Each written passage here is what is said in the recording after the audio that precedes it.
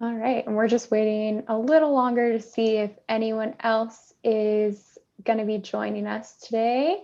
But thanks so much for those of you that are here already, and we are going to be kind of moving into the presentation in just a second, but thanks for your patience.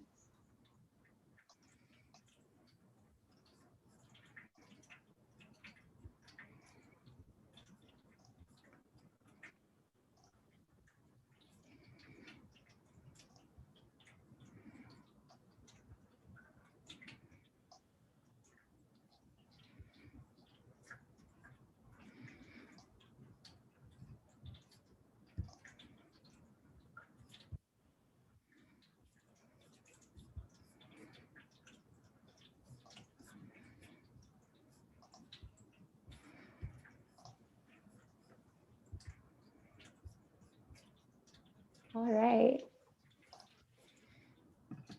Thanks again for those of you who just joined. We're just working through some technical kinks, but we'll be starting in about a minute.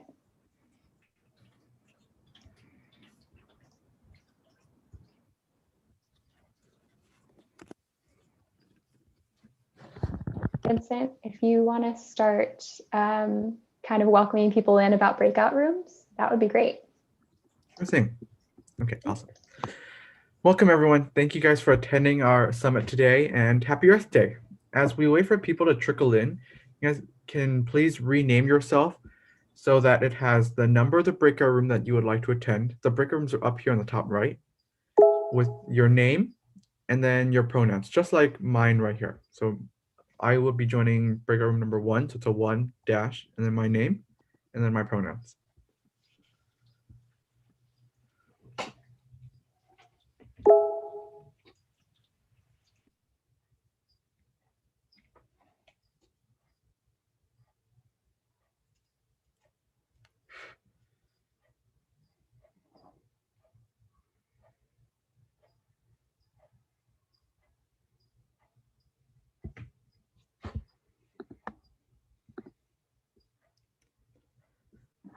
Okay. We are ready to get started. Yeah, go ahead. Awesome. I think that sounds great. Thanks, Vincent. Yeah. Okay. So welcome again, guys. Thank you for coming to the summit today. And again, happy Earth Day. My name is Vincent, and I am the Environmental Committee Chair of the SFUSD's Student Advisory Council. I'm also your host today. Before we start, I want to share a brief disclaimer that we will be live streaming this event to YouTube. We want to invite you to turn your cameras on if you feel comfortable, but also welcome you to turn your cameras off if you would prefer that. The live stream will only show presenters and not you during the breakout rooms. We have a lot of fun things for you today, so let's get started. Now I will pass it over to Monica. Thanks so much. All right. So welcome. We are going to be doing some cool breakout rooms today. So if you haven't gotten the opportunity already, go ahead and rename yourself with whichever breakout room you'd like to be a part of, either 1, which is ambition. So that's kind of talking about different climate policies and how we're striving to be ambitious in those. 2 is innovations, talking about green technology. Or 3, finance, which is talking about how to fund the fight against climate change. And then also 4 is green jobs. So feel free to change your names so that it looks kind of like how mine is listed. And we'll be putting you into breakout rooms later to discuss these more in depth.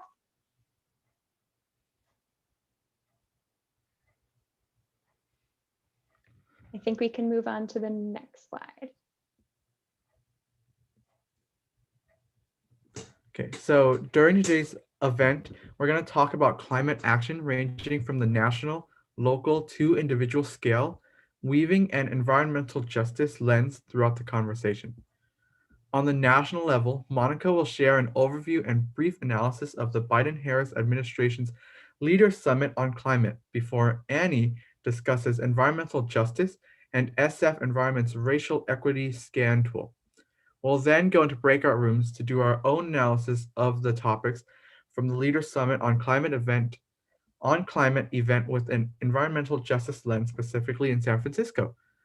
For local climate action, we will discuss San Francisco's climate action goals and how justice and racial equity play key roles in this plan. And lastly, we encourage individual climate actions by creating a space for resource sharing about opportunities for individuals to take climate action.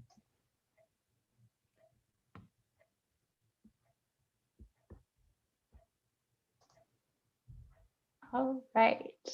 And so before we get started, I'm going to start us out with a quick land acknowledgement. So we do a land acknowledgement to recognize the land that we're on and recognize the Indigenous peoples that have been here before and continue to exist on this land. And to reintroduce myself, my name is Monica Dwight, and I use she, her pronouns, and I'm an environmental education associate with the San Francisco Department of the Environment.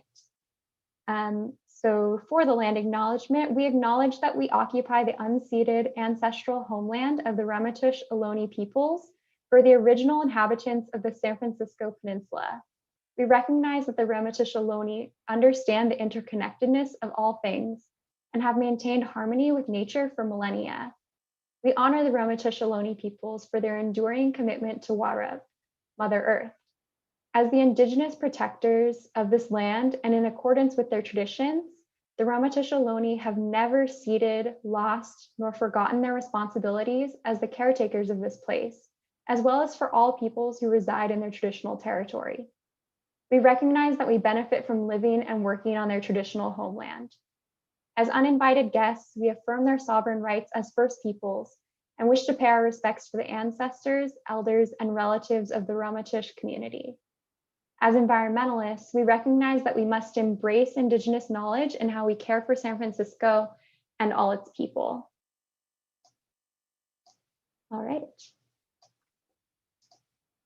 So to start us off, we're going to start with the national discussion, and we'd love to hear a little bit from you.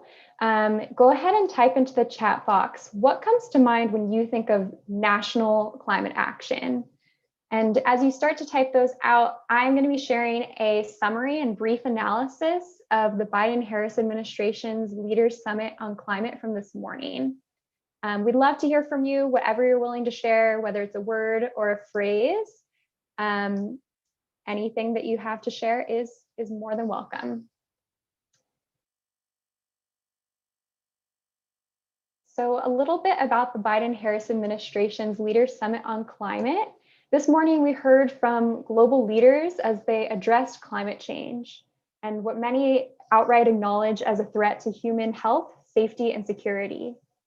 Headlines from the United States and Spain, like you see on the screen, highlight the importance of today's summit, especially as an international piece.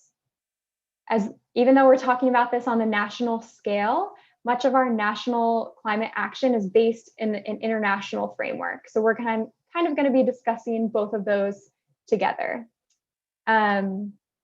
So what we saw from today is kind of a step towards COP26, which is the United Nations Framework Convention on Climate Change's annual meeting.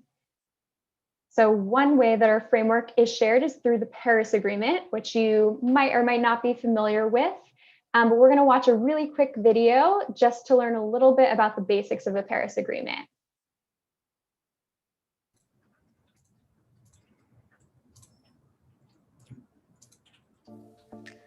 What is the Paris Agreement? The Paris Agreement is a legally binding international treaty on climate change to limit global warming to well below 2, preferably to 1.5 degrees Celsius compared to pre-industrial levels. This requires economic and social transformation to face the climate challenges now and moving into the future based on the best available science. The Paris Agreement works on a 5-year cycle of increasingly ambitious climate action. By 2020, countries communicate their plans known as nationally determined contributions. Countries communicate actions they will take to reduce their greenhouse gas emissions in order to reach the goals of the Paris Agreement. Great. So that's just a brief overview for you all on the Paris Agreement. And now I'm going to go a little bit more into the United States' role in that, also within that international framework, though. So as we saw in the video, the goal is to limit warming to 1.5 degrees Celsius. And from what we heard today from the summit, there's a really clear sense of urgency as leaders proclaimed that no country is immune. So as a global community, it's imperative that we work quickly and together. Many, if not all of us, are already feeling the impacts of climate change. And dangerous greenhouse gases are seen at levels we haven't seen in 3 million years. Now, scientists tell us that this decade is the decisive decade. So how do we get there? Well, today we heard from a diverse group of leaders sharing their ambition and strategies to limit warming to 1.5 degrees Celsius. And I tried to capture some images of speakers at today's event to share them all with you. Just the small handful of people that were in attendance and that shared about ambitious climate goals. But what I learned as a track runner in high school is that it is hard to run and look flattering while you're doing that. And what I learned today is that it is difficult to take screenshots of some of our world's most respected leaders and have them look flattering. So bear with me. There are screenshots ahead of us with some of our world leaders that are highly respected, and yet they might have kind of a funny look on their face. So hopefully that's entertaining for you. So I'm going to share a little bit of a theme from what they shared and my analysis in the form of a question. And I invite you to type in the chat any questions or analysis of your own that you might want to add throughout our discussion. So we'll start with President Biden, so our president of the United States, who updated the US commitment to cut greenhouse gas emissions to at least 50% below 2005 levels by 2030. So a question that I had was, during the last administration, much of the progress that we had made on climate was sidelined or even reversed. How will we develop policies, programs, and jobs that weather the storms of potential future administrations and legislatures that don't prioritize climate change? We also heard from other representatives from the United States, one of which was the US Treasury Secretary, Janet Yellen. She, as responsible for many of our finances in the United States, discussed the responsibility of the public sector to partner with the private sector, and also to develop structures that will allow us to incentivize green jobs and a green recovery from COVID-19. So a question that I had for her would have been, how can we design resilient financial systems to develop green jobs in the United States? We also heard from leaders from the developing world, like the president of the Democratic Republic of the Congo, who emphasized the role of developed nations as major emitters and with lots of resources to take climate action, wanting to hold them accountable for the role that they have in the warming and the part that they can play in our solutions. So a question that I have for him would be, how can we hold developed countries that are emitting more greenhouse gas emissions accountable? And are partnerships between developed and developing nations, for example, sister cities, a solution? We also heard from leaders from island nations in the developed world, like Prime Minister Jacinda Ardern of New Zealand, who laid out some specific and ambitious goals to limit warming and stated that we will lift our ambition because we must. A question that I have for her was, how has being an island nation impacted New Zealand's sense of urgency? And how has having a female leader impacted New Zealand's climate action strategy? We also heard from public finance institutions like the African Development Bank, who called on private companies and private funding for innovative green technology. For them, I wondered, how do we incentivize private funding sources? How do we remove risk to these investments so they can become more appealing? And we also heard from private banks like Citi, who called out a need for more data to remove hesitancy from investors and incentivize green investments like green bonds, blue bonds, and more from banks and from the private sector. For her, she's the Citi representative. To her call to data, how do we align structures and systems that produce strong and reliable data for private investors? And lastly, we heard from youth. So this person is named Shia Bastida. She has indigenous roots in Mexico, and she migrated with her family to New York after climate-driven drought, and forced her into migrating to New York. She's mobilized hundreds of students for Fridays for the Future. She's spoken at the UN, and she's an enduring environmental activist following the footsteps of her family. She reaffirmed what other leaders have been saying today, that climate justice is social justice. She called out that representation on climate issues is largely from the global north. She asserted that green economy with business as usual would severely impact Black, Brown, and Indigenous communities, and that we need Black and Brown communities at the forefront. She demanded net zero emissions by 2030, not by 2050. And she called on the need for non-Eurocentric climate education and literacy for environmental justice. A question I'd have for her is, how do we elevate voices of more Black, Indigenous people of color with ambitious climate goals, and how do we ensure that they are heard, specifically in the youth arena? So now I'm going to hand it over to Annie, who is our environmental justice associate, who's going to introduce us to environmental justice and San Francisco's racial equity scan tool. Thanks, Monica, for that introduction. Hi, everyone. Happy Earth Day. My name is Annie, and I use she, her pronouns. And as Monica said, I'm the Environmental Justice Associate at the Department of Environment.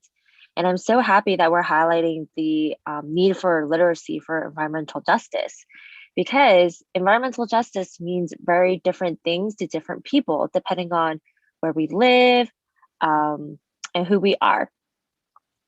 So just a refresher, environmental justice means that everyone has clean air, clean water, clean soil, healthy homes, and access to healthy foods and essential services, and that they get to make the decisions that impact where they live, work, and play. And it also means that we need to acknowledge that this has not been the case historically or currently, and there's a disproportionate burden of pollution. And that is because of government decisions that were based on race. And when we're talking about disproportionate environmental impacts, such as pollution or contamination, we need to recognize and remember that none of these decisions is because of one person or one department, but this is a combination of decisions that were made over time. Each institution plays a role in creating this structure. So one way that the SF environment is addressing these decisions made is is how we focus on impacting low-income communities of color by using the lens of a racial equity framework. What does racial equity mean? Racial equity means closing the gaps so that race does not predict one's success while also improving outcomes for all. And the tool that we use is the racial equity scan tool. The purpose of this scan tool is to identify existing initiatives and ongoing programs and look for opportunities to advance racial equity. This tool is to help guide us to think more about people and the specific questions that will help us find ways to make sure that we're practicing and applying the principles of environmental justice. So for each project, program, or initiative, we use this scan tool and we ask these series of questions. So once we know what our program or project idea is, we need to think about, number one, what's our desired result? So what is the proposal? What is the outcome that we want out of this program? At the end of the day, what do you hope to achieve, right? It's really setting up that goal and really thinking about what's that impact that we want to make. After that, we will have a benefits and burdens analysis. So what types of data do we need? It could be quantitative or qualitative, and really thinking about the benefits and burdens. So now that we know what our goal is, what types of information do we need to help us with our decision making?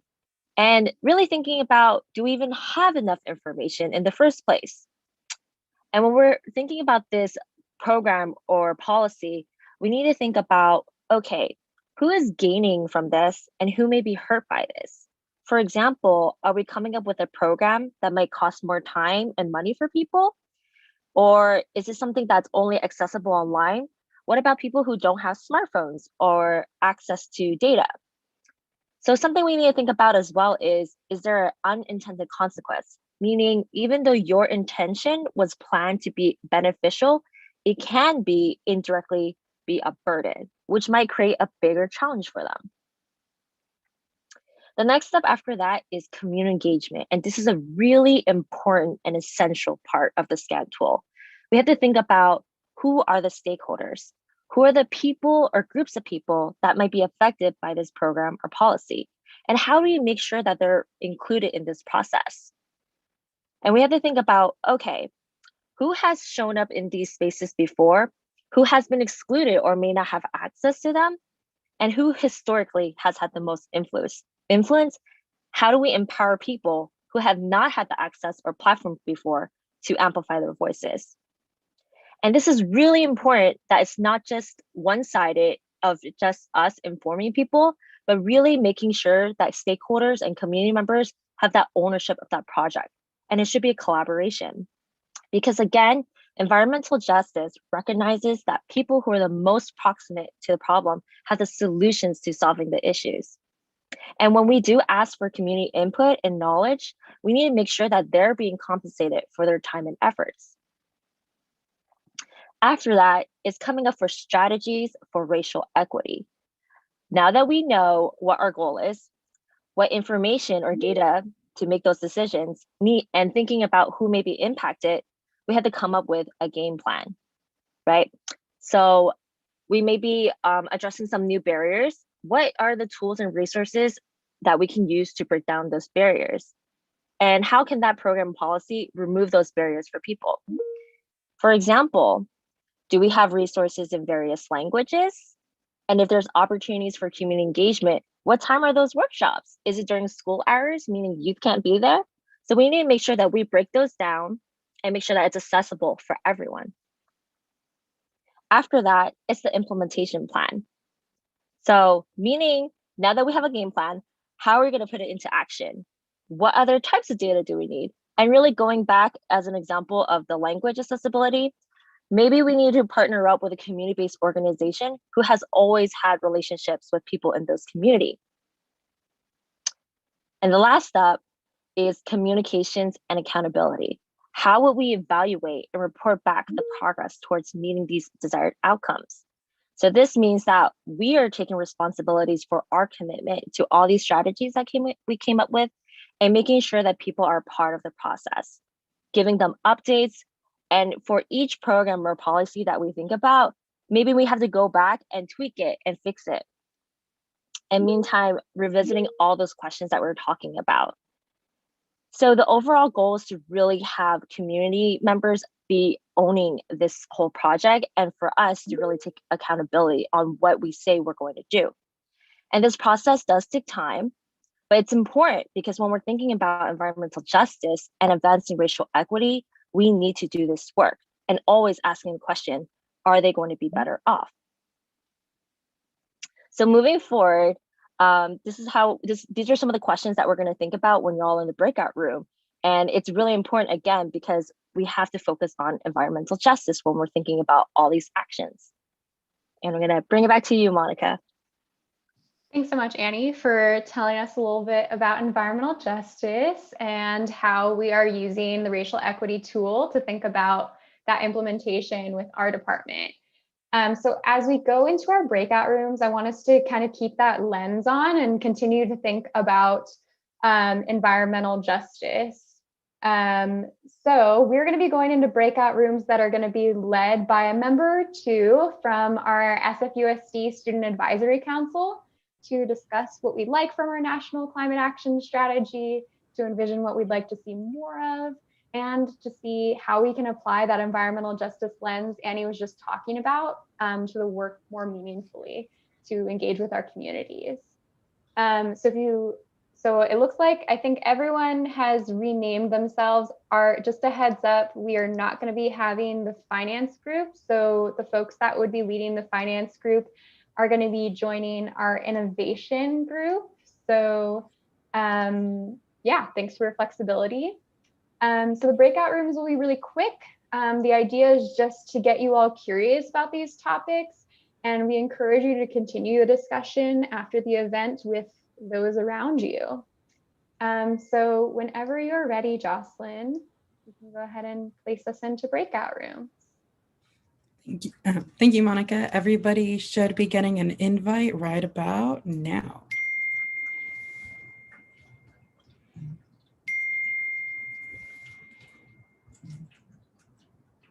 If you are unassigned, I will go ahead and assign you to the room you like.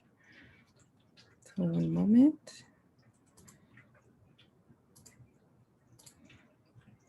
Joanna Wald, which room would you like to go into? 1, 2, or 4?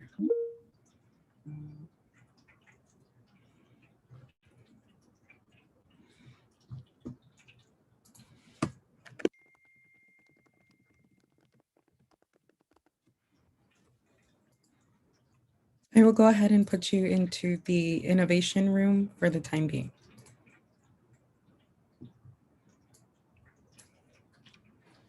All right. So thank you to those of you joining us today, not in our Zoom call currently. Thank you for joining us as we talk more about national, local, and individual climate action. And for those of you that are unable to join us and you're joining us through our YouTube Live, you can actually still join our discussions by going ahead and taking a picture of this QR code so you can go ahead and join the discussions in the breakout rooms.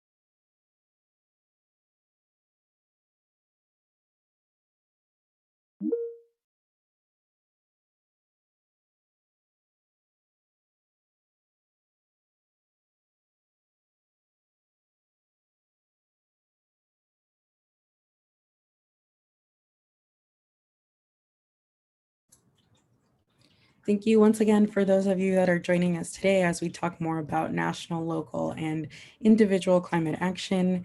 If you are unable to join us on the call today, maybe you're on our YouTube Live, please go know that you can still join a breakout room discussion. Please feel free to snap a picture of the QR code of the discussion board that you would like to join in. You can go ahead and join the discussion even if you're not on the call.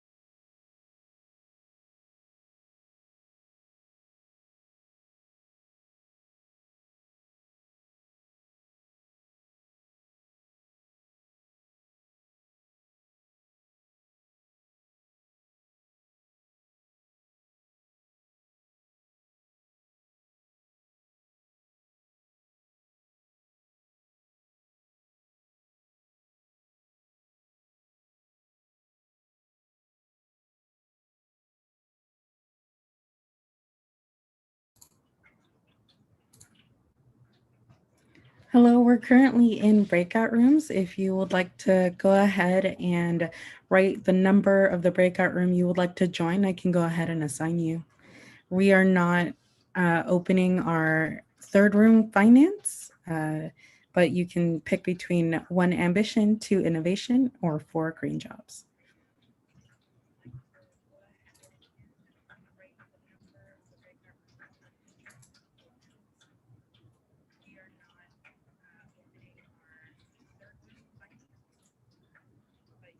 All right, I will go ahead and assign you into room 2.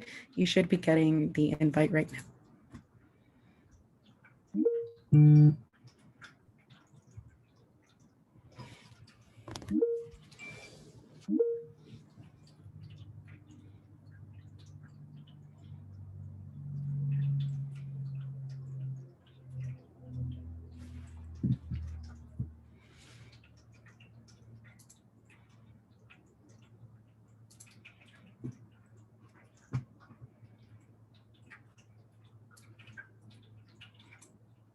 For those of you just logging on, again, I would like to say thank you for joining us today as we talk more about national, local, and individual climate action. For those that aren't able to join our call today, maybe you're here through our YouTube Live, please know that you can still join the breakout room discussions. Please feel free to snap a picture of the QR code in front of you so that you can join the discussion board for whatever topic you like.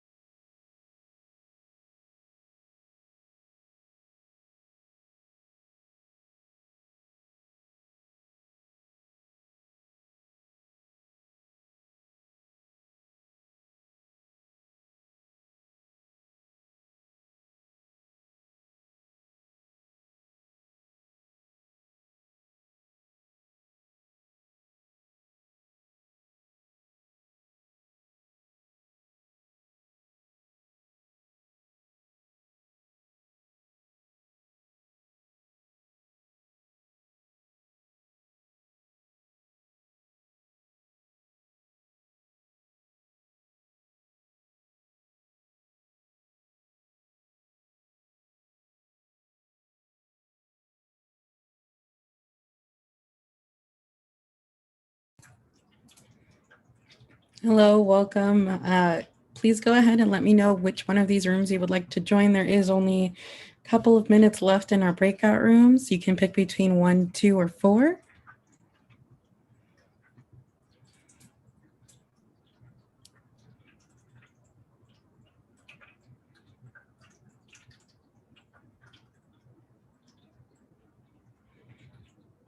Or if you would, 4, got it. There you go.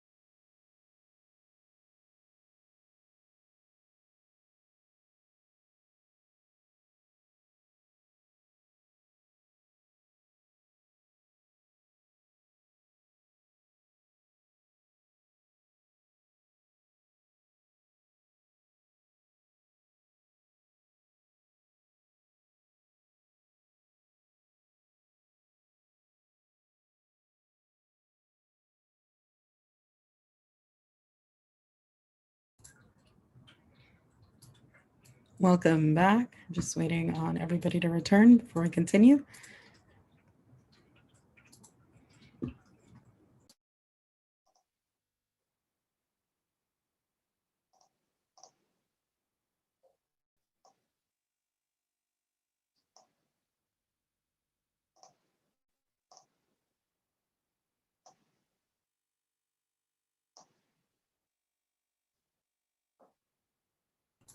I think we're just waiting on the innovation group to return.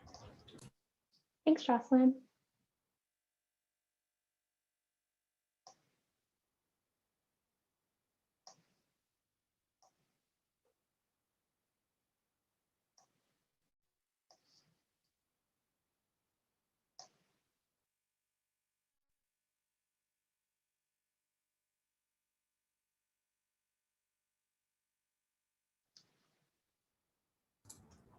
All right, and I believe that is everyone. Great. Thank you so much. So welcome back for your breakout rooms. We hope you enjoyed your brief discussion on the ambition, innovation, finance, and green jobs for climate action, all of the 4 focus areas for the summit that happened this morning. Now we're going to transition into a conversation on San Francisco's local climate action. And as I get started about talking about local climate action, I would love to hear from you. Please share in the chat what comes to mind when you think of local climate action. And as you go ahead and share that, I will start talking about our San Francisco government framework for climate action. So here in San Francisco, we base our climate action around the 0, 80, 100 roots framework.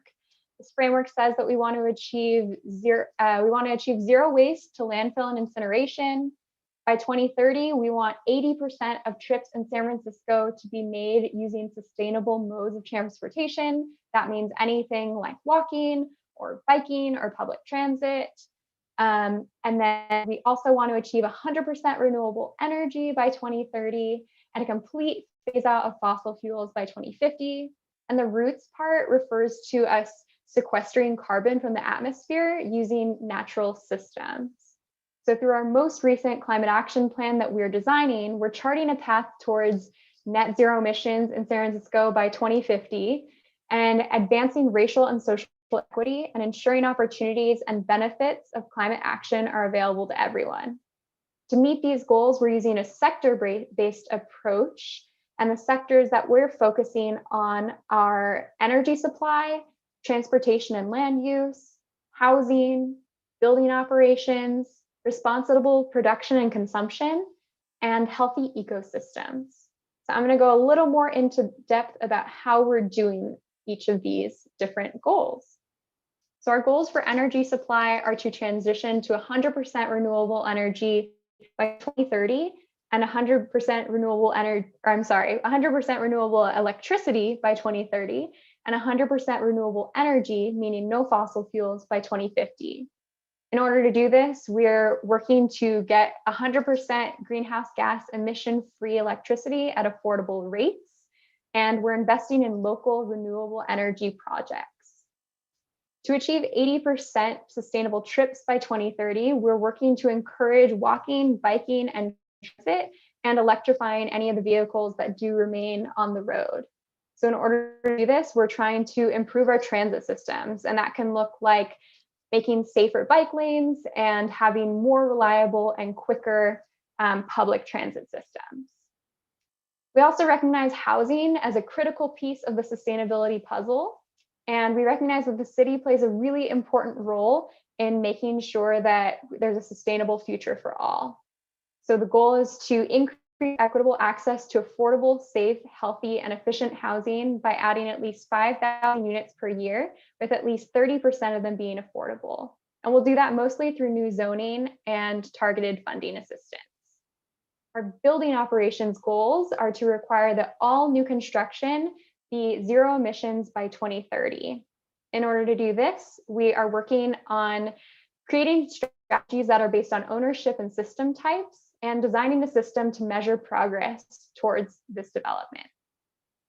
Our responsible production and consumption goal aims to expand how we currently think about zero waste to include goods and services that have traditionally been left out of the greenhouse gas inventory, things like air travel. So going beyond trash as items after their use is one way that we are working to encourage people to emit less and to work towards that climate action plan system that we set in place. And our last goal is our healthy ecosystems goal, which we want to aim to use nature-based solutions to sequester carbon from the atmosphere and enhance biodiversity. Some strategies for this, including maximizing the number of native trees in the city and restoring parks and natural areas in San Francisco. And we recognize that none of these goals function without people. We need to focus on racial and social equity, health, resilience, and economic recovery as a just transition to create sound and inclusive climate policy for effective climate action in San Francisco. So I'm going to turn it back to Annie, who's going to talk a little bit more about how we're trying to do that.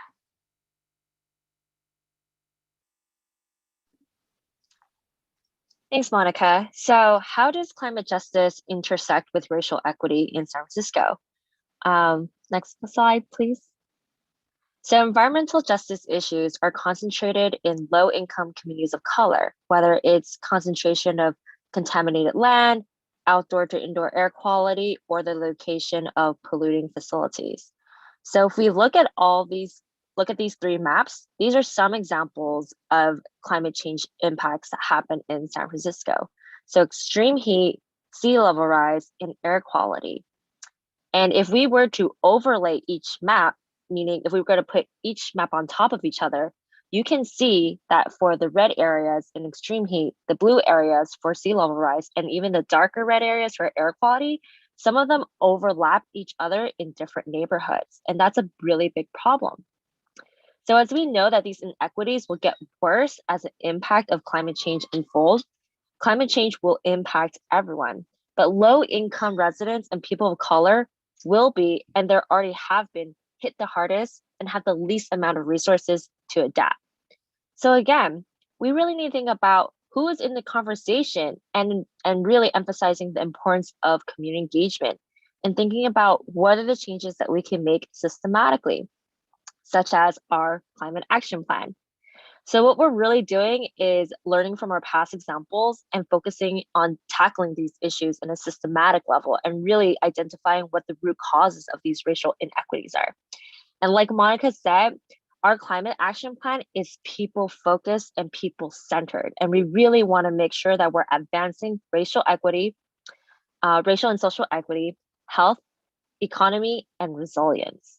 And some of the ways that we were doing that is really through community engagement and refining our plan. And we worked with technical working groups, such as different agencies. We had an anchor partner network, meaning working with different community-based organizations, task force, and councils, and applying a racial and social equity assessment tool. So we're really looking at the impacted areas and thinking about other equity considerations for each sectors. And a huge part of this process was also hosting community workshops and an open house to really get feedback from everyone. Because again, this plan is your plan. Anybody who lives, works, plays in San Francisco, this plan affects us.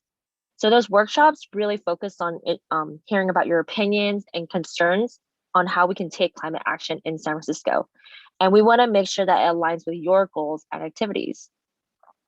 So taking all these considerations and hearing from you all, we really make sure that it's implemented into the plan. And a big question that we asked was, what's your role and what decisions do you think you can make to make sure that we're achieving our climate action goals? And I'm gonna bring it back to Monica, where we can explore more about what that means to you. Thanks, Annie. Yeah, so the last portion, which you really segued into smoothly, thank you, is talking about what comes to mind when you think of individual climate action, right? So go ahead and put in the chat anything that you think of when you think of individual climate action. So what you can do as a person to make a difference. Maybe that's bringing equity into what you're doing for climate action. Maybe that is a beach cleanup. It might look different for different people. And because it looks different for different people, I'm going to share in the chat a link to a Jamboard. And on that Jamboard, there's some different resources that I've placed on there for youth to get involved in climate action. But really, I want you all to contribute anything that you do. So any way that you're involved with climate action, we want this to be a resource sharing opportunity for you to share ways to get involved. Maybe that's getting involved in a group. Maybe that is getting involved like Surfrider Foundation, who does beach cleanups, or maybe you like art a lot. So maybe if you like art a lot, that could look like making some posters that could advocate for climate action and social and racial and climate justice.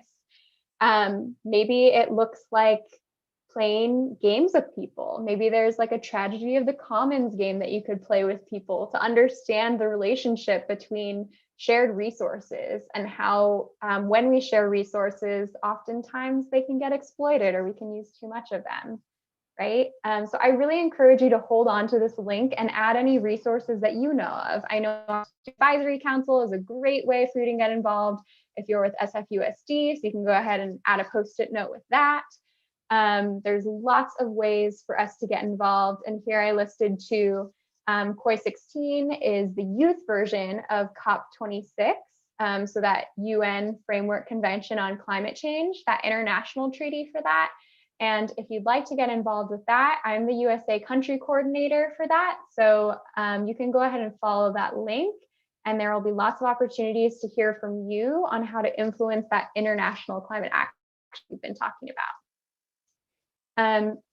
So we're gonna head back to the PowerPoint, and we really want to encourage you to do what you can to take individual climate action, right? We recognize that it doesn't just fall on the individual to do the climate action, but that each and every one of us can have an impact every day. And with that note, I'm going to turn it over to Vincent, who is going to close us out. We did a lot today, from learning about the strategies and plans that world leaders have to reach our global climate goals, as well as seeing funny pictures of those leaders, to learning more about the 0, 80, 100 Roots framework and how that affects us. We hope you've had fun.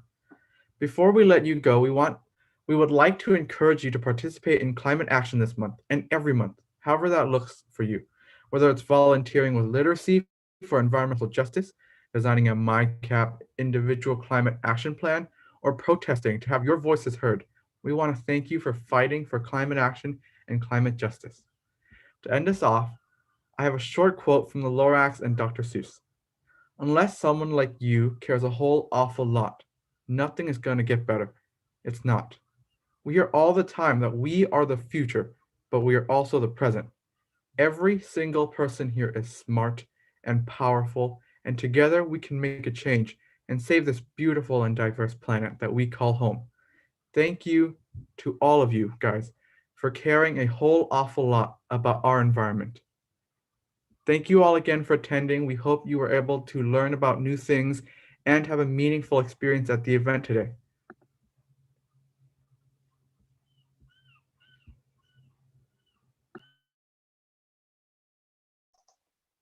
Thank you so much, Vincent. So that closes out our program for today. Thank you so much for being here with us. We really enjoyed getting to learn with you and hope that you had some good takeaways and, feel inspired to take some individual climate action. So happy Earth Day. And that closes us out. If you have any questions, you can hang around. I can maybe answer them, but otherwise, that's our end of our program. We do want to encourage you. There is going to be a live stream event on Instagram in just a minute with our executive director, Debbie Raphael of the Department of the Environment, and she'll be interviewing youth about what they're doing in San Francisco to take climate action. So thanks so much and have a good Earth Day.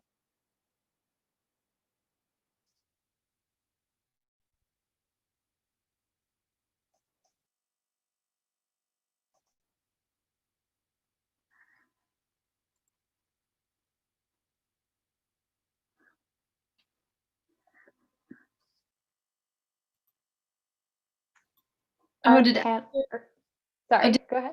Did Esther leave? Esther left. Esther left. Oh, okay. Do you know Esther? Yeah, I wanted to say hi to her. She said hi to me in the chat, but I just thought I'd say hi. Thank you for putting this on. I thought that I didn't know that the talk happening at 3 was be on Instagram. So thanks for sharing that. I came here to hear a couple youth speak on that. So I'll log over onto Instagram. Is it the SF Environment? You all have your own page on there? It's that one, yes. Okay. Yeah. Good to meet you so much. All right. You all are free to go to SAC members. Thank you so much for all of your time and for doing such a great job facilitating. I hope you had a great time and we really appreciate all that you've done for this event. Thank you so much for involving us, guys. Thank you. Thank you.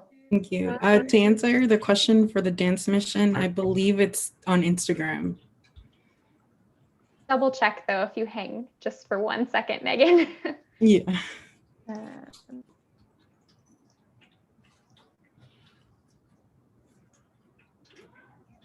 Annie, you're also welcome to head out if you would like. Thank you so much. I really appreciate everything that you've done as well.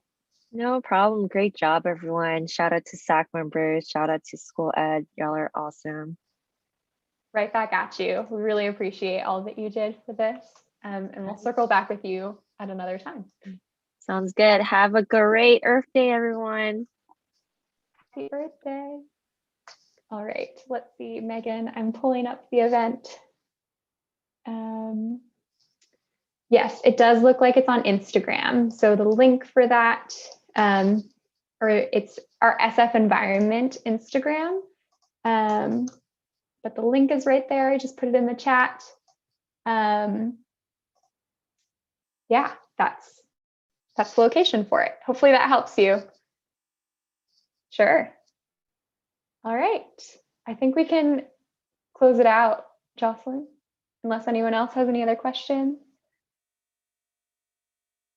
Cool. All right. I think we can close it out.